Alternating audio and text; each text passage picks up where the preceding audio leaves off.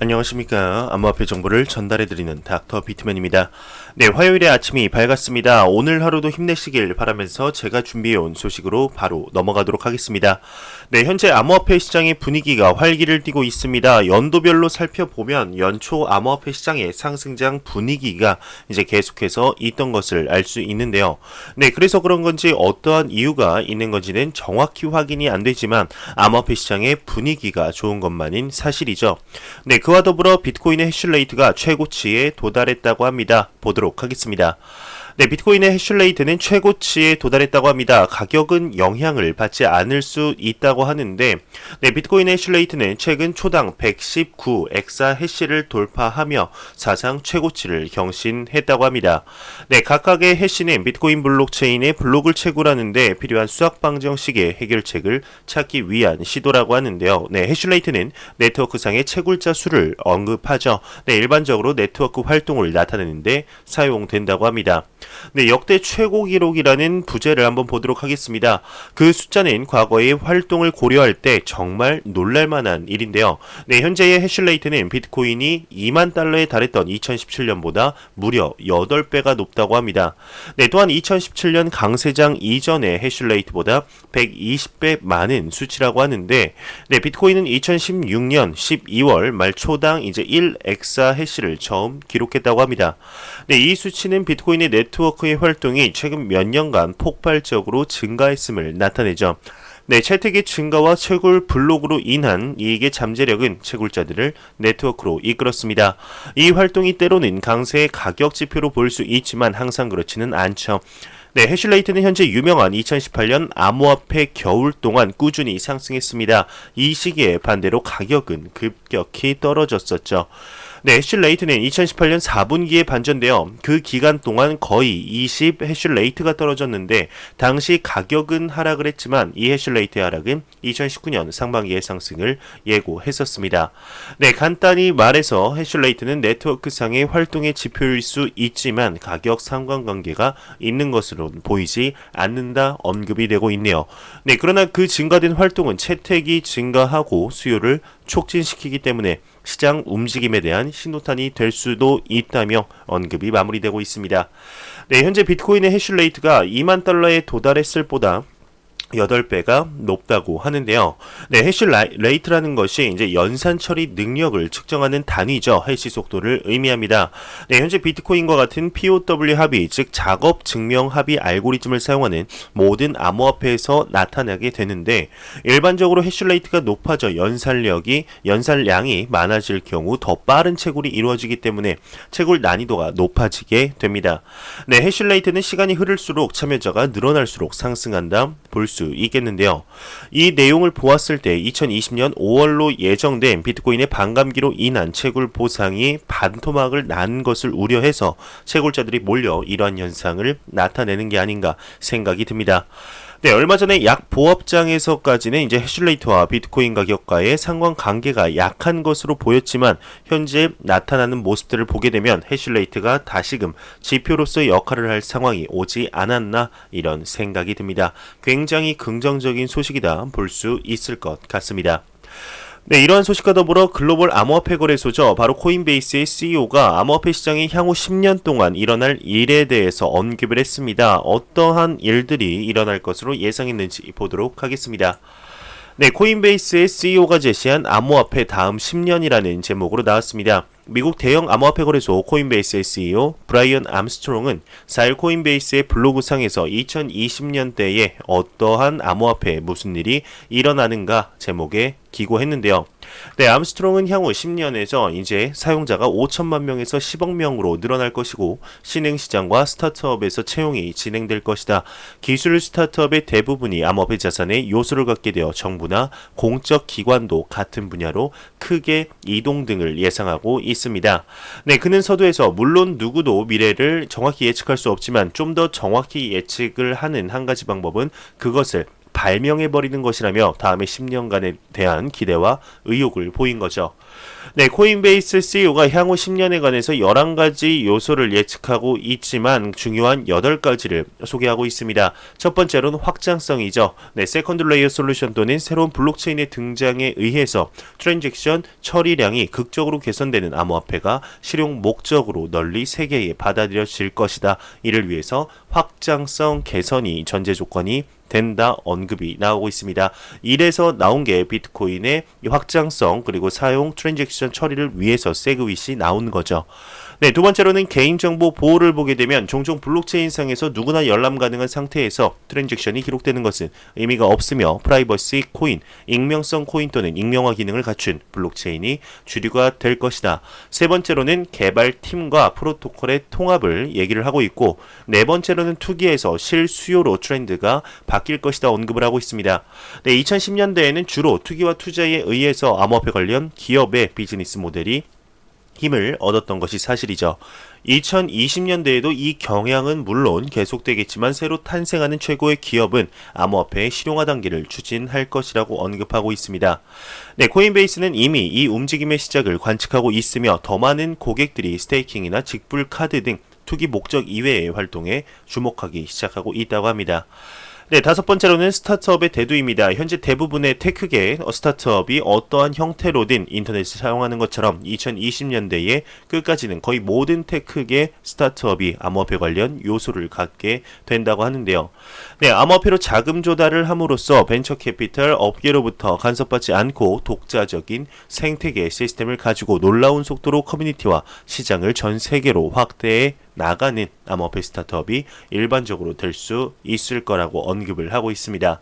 네, 또한 이러한 스타트업은 사용자가 원하는 것을 만들지 않으면 안 되죠. 이 업계에 다음 들어올 1억 명의 암호화폐 업계의 신규 사용자는 암호화폐를 신경 쓰고 있는 것이 아니라 게임이나 분산형 SNS를 이용하거나 생계를 꾸리는데 이제 암호화폐가 유일한 방법이기 때문에 들어오는 것이라고 합니다. 네, 여섯 번째로 금융기관이 있습니다. 우리는 이미 소규모 기관들이 많은 이 분야에 참여하는 것을 관측하고 있죠. 네, 이 흐름은 2020년대에 이어서 최종적으로는 거의 모든 금융기관이 암호화폐와 어떤 형태로든 관련하게 되어 펀드도 자산의 일부를 암호화폐로 보유하게 될 것입니다. 네, 일곱 번째로는 시장 구조의 성숙화를 꼽고 있습니다. 2010년대 암호화폐 거래소로 불리는 기업의 상당수는 증권회사, 거래소, 커스터디, 어음, 교환소를 하나로 묶은 것입니다. 2020년대에는 법률 및 규제에 관심에서 이들의 분화가 진행되고 암호화폐 시장의 구조가 기존의 금융시장과 가까워지게 됩니다. 네, 마지막 여덟 번째로는 금융의 분산화가 진행된다고 하는데요. 네, 법정화폐와 암호화폐 교환은 주로 전통적인 금융 서비스 모델을 따르게 되지만 암호화폐 간 교환 분야에서는 새로운 세계가 발전할 것이라고 언급하고 있습니다. 네, 이 세계의 많은 앱이나 비관리형 지갑은 고객 자금을 보관하는 일이 없기 때문에 금융 서비스 회사가 아닌 소프트웨어 회사처럼 규제가 된다고 합니다. 네, 이는 혁신을 극적으로 가속시켜 더 많은 사람들이 암호화폐로 생계를 꾸리게 될 것이다 언급을 하고 있습니다. 네, 코인베이스가 언급한 이제 암호화폐 시장에 향후 10년간 일어날 일에 대해서 보았습니다. 그래서 나온 이제 네 번째죠. 이 네 번째 투기에서 실수요로라는 대목이 가장 와닿는데요. 네, 현재 암호화폐 시장에서 가장 중요하다 생각되는 것이 바로 유즈 케이스, 즉 실사용화이죠. 네, 현재 많은 암호화폐 기업들이 암호화폐의 실사용화를 위해서 많은 기업들과 제휴를 맺으며 접근성을 높이고 결제 방식을 쓰려고 하는 모습들을 볼 수 있습니다. 네, 이번 2020년 이러한 점들에서 크나큰 성장을 하지 않을까 생각이 들게 되는데요. 네, 2018년부터 2019년까지의 암호화폐 시장의 노력들의 결과를 맺는 2020년이 되었으면 좋겠다 이런 생각이 듭니다. 네, 최근 미군의 공습으로 이란과의 분위기가 심상치 않습니다. 현재 이러한 글로벌 지정학적 리스크의 수위의 상승이 비트코인 시장을 끌어올렸다 언급이 나오고 있습니다. 보도록 하겠습니다. 네, 암호화폐 전문 미디어 비인크립토는 최근 미군의 공습으로 이란 군부 최고 실세 거셈 솔레이마니 사령관이 사망하는 등 글로벌 정세의 불안정이 글로벌 증권 시장 및 비트코인 시장의 혼란을 야기하고 있다 보도를 했습니다. 네, 이와 관련해 비인크립토는 이란과 미국의 갈등 격화로 유가는 급증하고 주가는 하락했다. 지난 4분기 S&P 500 지수가 강세의 수익을 올린 투자자들은 미국, 이란의 갈등 격화를 오히려 적절한 이탈 시점으로 보고 있다. 이에 대해서 금을 포함한 안전자산 시세는 뚜렷한 상승 흐름을 나타냈으며 비트코인 가격 또한 급등했다 설명을 했습니다. 네, 글로벌 지정학적 리스크가 상승함에 따라서 암호화폐 시장 또한 상승했다 언급이었습니다. 네, 이 말을 바꿔 말하게 되면 금과 같은 해치 수단, 새로운 자산인 디지털 골드로서의 역할을 톡톡히 해내고 있다 볼 수 있겠는데요. 네, 2019년 미중 무역 전쟁 시 미국이 중국에게 25%의 관세를 때린 뒤 비트코인의 시세가 급등하는 것을 보며 이러한 것을 확신할 수 있겠습니다. 네, 몇 년 전까지만 해도 전혀 비트코인이라는 것 자체가 글로벌 정세와 비슷하게라도 움직이는 것은 상상할 수 없었습니다. 네, 이런 것들만 보더라도 비트코인이라는 브랜드, 더 나아가서는 암호화폐 시장 자체가 많이 성숙해졌다, 성장했다 볼 수 있지 않을까 생각이 드네요. 네, 2020년 암호화폐 시장에 참 많은 이벤트들이 있습니다. 많은 금융시장 전문가들 또한 2020년에 무슨 일이 벌어질 것 같다라는 언급을 자주 하는데 이에 후오비 그룹의 이사가 한마디 거들었습니다. 네, 후오비 그룹의 전략 이사는 2020년 블록체인 혁명이 본격화될 것이다 언급을 했습니다. 중국 현지 미디어에 따르게 되면 최근 위자닝 후오비 그룹 전략 이사 겸 후오비 아카데미 원장은 2020년은 디지털 경제 발전이 도드라지는 한 해가 될 것이라며 이러한 변화를 블록체인 혁명이 주도할 것이다 전망했습니다. 네, 이와 관련해 그는 올해에는 새로운 금융, 새로운 비즈니스, 새로운 거버넌스 등이 끊이지 않고 등장할 것이고 블록체인은 이러한 기술 주도형 변화를 이끌어낼 것이며 전 세계 기술 혁신의 원동력이 될 것이다. 이렇게 설명을 했네요. 네, 2020년이 블록체인의 혁명이 본격화될 시점이라는 언급을 보았습니다. 네, 현재 후오비 이사뿐만 아니라 수많은 매체에서 수많은 인플루언서들, 전문가들은 2020년에 암호화폐 시장이 최고치를 이끌 것이다. 대중화의 발판 제도권으로의 크나큰 발돋움이 일어날 것이다. 언급을 하고 있는데요. 네, 올해 정말 수많은 이벤트들이 있죠. 비트코인의 반감기, 리브라의 런칭 예정, 월셔 피닉스의 ETF 승인 여부, 세계 최초의 암호화폐 은행의 탄생 등등 많은 일들이 예정되어 있는데요. 네, 이 중 하나만 성공하더라도 암호화폐 시장을 크게 확장시킬 가능성이 굉장히 높겠습니다.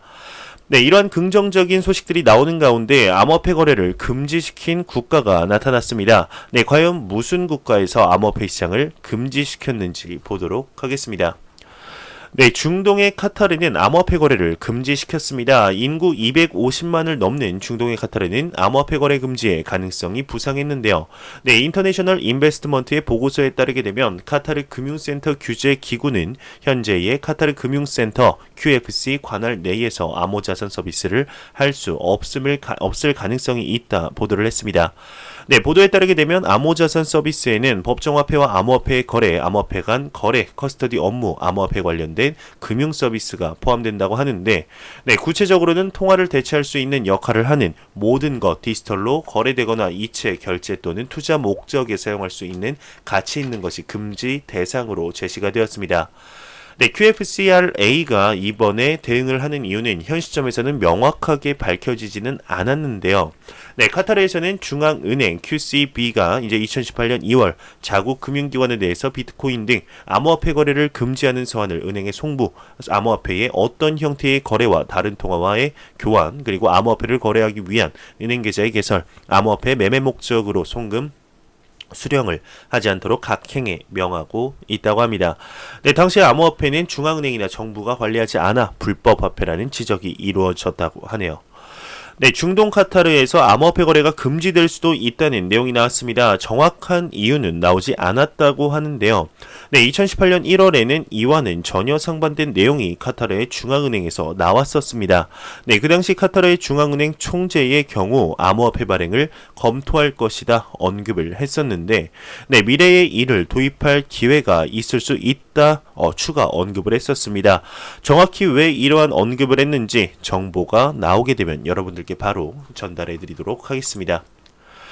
네, 비트코인 캐시가 현재 암호화폐 시장을 활기를 띠면서 1개월 최고점을 보였습니다. 비트코인 캐시가 바이낸스에서 4시간 동안 5%대 상승률을 나타내며 급등세를 보이고 있는데요. 네, 이런 소식과 더불어 리플 XRP의 크나큰 상승이 있었습니다. 네, 리플 XRP가 상승세입니다. 최근 1시간 7.2%의 상승을 했는데 지금 영상을 녹화하는 이 시점에서는 여기 아래 우측 하단 보시게 되면은 XRP가 9.8%가량 상승하는 것을 볼 수 있습니다. 네, 리플 XRP의 크나큰 상승세를 볼 수 있었습니다. 왜 갑자기 XRP의 급작스러운 상승이 이루어졌는지에 대해서는 그 누구도 명확한 답을 찾지 못하죠. 항상 그래 왔었습니다. 하지만 나오는 호재들을 보게 되면 언제라도 이렇게 치고 올라가도 이상하지 않다는 것을 알 수 있겠는데요. 간만에 XRP의 상승을 보니 기분이 좋습니다. 어제 이러한 내용을 전달해 드렸었습니다. XRP가 7,308달러에 7,308달러죠. 7,308원이 아닙니다. 이 달러에 순간적으로 도달했다는 소식을 전달해 드렸었는데 이와 연관된 건 아닐 거로 생각이 되는데요. 워낙 XRP에 대해서 많은 이야기들, 음모론 또한 돌고 있기 때문에 참 해석하기가 어려운 것 같습니다. XRP의 이러한 상승폭이 단기적이 아닌 장기적으로 이어서 여태까지 쌓아놨던 호재들 그리고 쓸모없던 게 아니라는 것을 증명시키는 시기가 되었으면 좋겠네요. 네, 최근 우리나라에서 암호화폐에 관한 제도권으로의 도입을 위한 준비가 2019년 말부터 준비되고 있는 것을 볼 수 있습니다. 한국은행 신년사에서 디지털 화폐 개발을 지속할 것이라는 말과 더불어 얼마 전에는 대통령 직속 기관인 4차위로부터 거래소에 비트코인을 상장시켜야 한다 이런 이야기까지 나오고 있는 실정인데요. 네, 그중 얼마 전 빗썸에 과세를 매긴 후부터 어떠한 근거로 과세를 매겼는가에 대한 논의가 이어지고 있습니다. 이 계기가 이제 암호화폐를 제도권 안으로 들일 수 있는 시작점이 될 수 있다는 이야기도 나오고 있는데요. 네, 이에 대해 이야기가 나왔습니다. 보도록 하겠습니다. 네, 가상 증표라더니 암호화폐 제도와의 신호탄인가? 국세청이 지난 12월 29일 국내 최대 암호화폐 거래소죠. 빗썸코리아에 803억 원 규모의 기타 소득 과세를 통보했습니다. 네, 빗썸이 국내에 거주하고 있지 않은 외국인 거래자의 자산 거래에 원천 징수 의무를 다하지 않았다고 본 것인데요.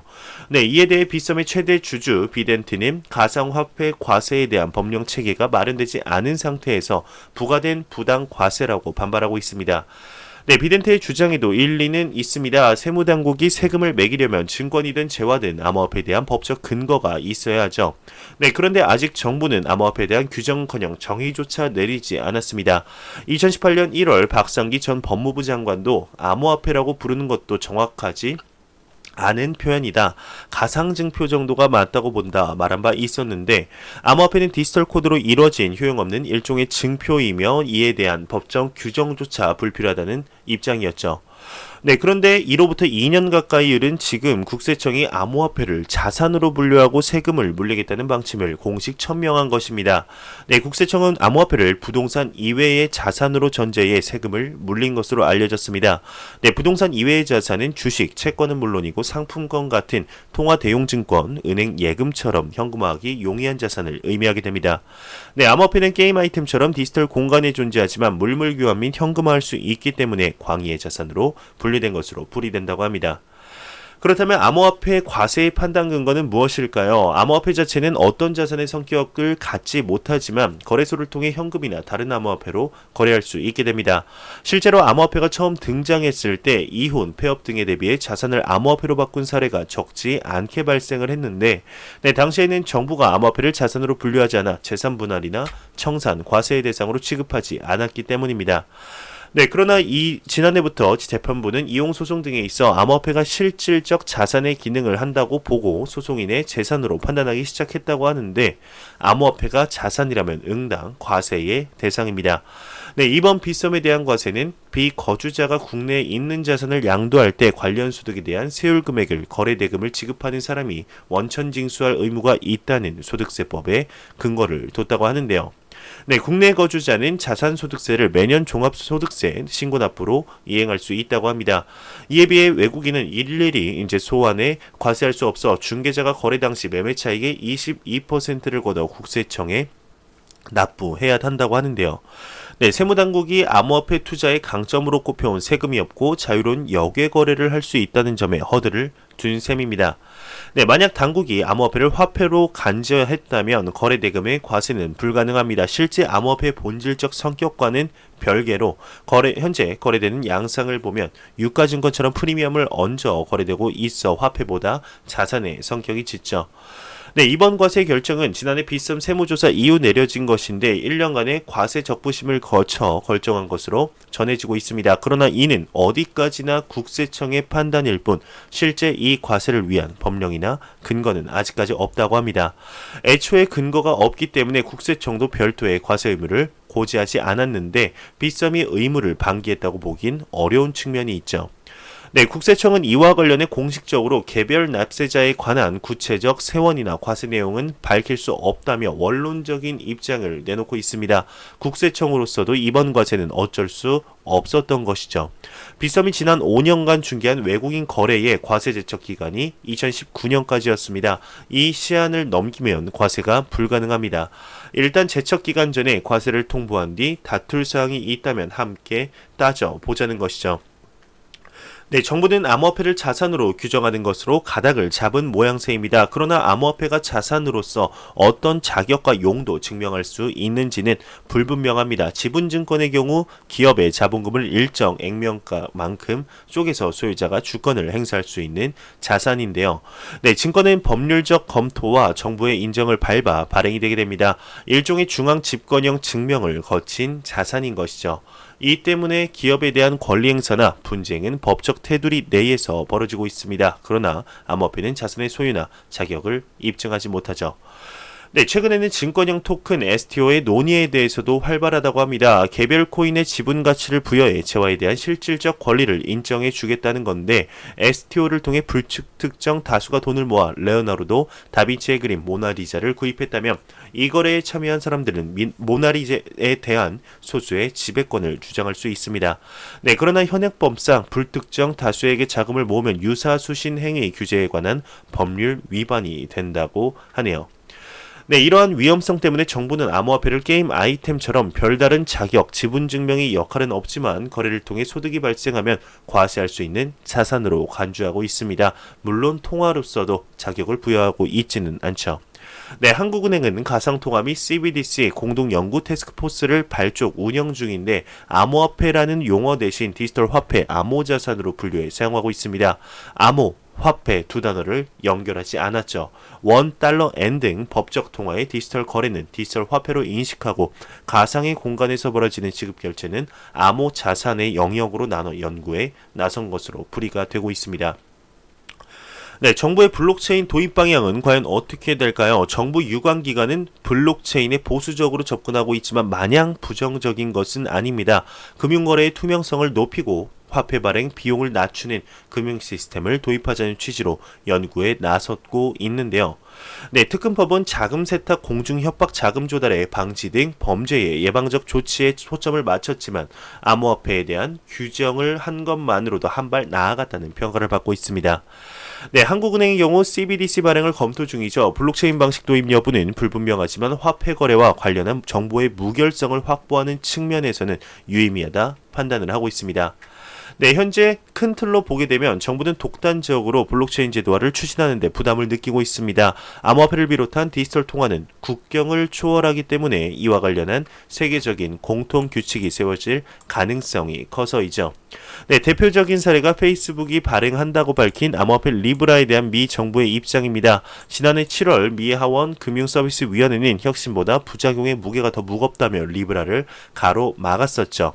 개인정보 유출을 비롯해 암호화폐 사업자가 대출 및 채용에 이용하거나 익명성 보장에 따른 범죄 자금 탈세 등의 악용을 우려한 것입니다. 다만 미 하원도 디지털 통화 기술은 실존하고 있으며 새로운 아이디어는 막을 수 없고 송금 수수료 인하 등의 혁신은 필요하다 공감을 했었죠. 네, 이 일로 리브라 초기 멤버였던 페이팔, 비자, 마스터카드, 스트라이프 등 파트너사들이 대거 이탈했었습니다. 2018년 초 암호화폐 공개 ICO를 통해 블록체인 프로젝트 톤을 준비하던 텔레그램 역시 미 증권거래위원회 SEC로부터 문제 제기를 받았었죠. 네, 최근 국제회계 기준 회석위원회 IFRS, IC도 암호화폐의 회계 기준을 통해 암호화폐의 화폐로서 기능적 측면보다 재고자산, 무형자산 등 자산의 측면이 더 강하다고 이렇게 봤습니다. 네, 이러한 가운데 이제 중국이 변수로 등장하고 있죠. 중국은 암호화폐를 통해 새로운 글로벌 통합회권을 구축할 계획으로 보이고 있습니다. 중국인민은행은 이르면 올 상반기 중에 중앙은행 디지털 화폐 CBDC를 내놓을 계획입니다.